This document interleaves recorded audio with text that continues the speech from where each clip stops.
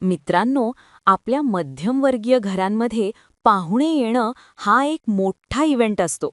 पाहुणे येणार म्हटलं की घरातली लोकशाही संपते आणि हुकूमशाही सुरू होते. आई आपल्याला सकाळीच उठवून म्हणते, "बघ, नीट आवरून बस, सोफ्यावरचे ते पसारा काढ आणि ते नवीन पडदे लावून घे." आमच्या घरी पाहुण्यांसाठी एक खास कपाट असतं. त्यातली कप बशा ताटं फक्त पाहुणे आल्यावरच बाहेर निघतात. आम्ही वर्षभर त्याच बोन चायनाच्या कपाकडे बघून विचार करतो, हे नक्की आपल्याच घराचं आहे ना? सगळ्यात मोठी गंमत तर तेव्हा होते जेव्हा पाहुणे जायला निघतात. ते हळूच खिशात हात घालतात आणि म्हणतात, "हे गे रे बाळा, तुला खाऊला पैसे." आणि नेमकी तेव्हाच आपली आई तिथून एंट्री घेते, जशी एखाद्या हिंदी सिनेमात इन्स्पेक्टर येतो. आई म्हणते, "अहो कशाला? राहू द्या हो, मुलाला सवय लागते." आतल्या आत मला वाटत असतं, आई ही सवय चांगली आहे ग, घेऊ दे ना.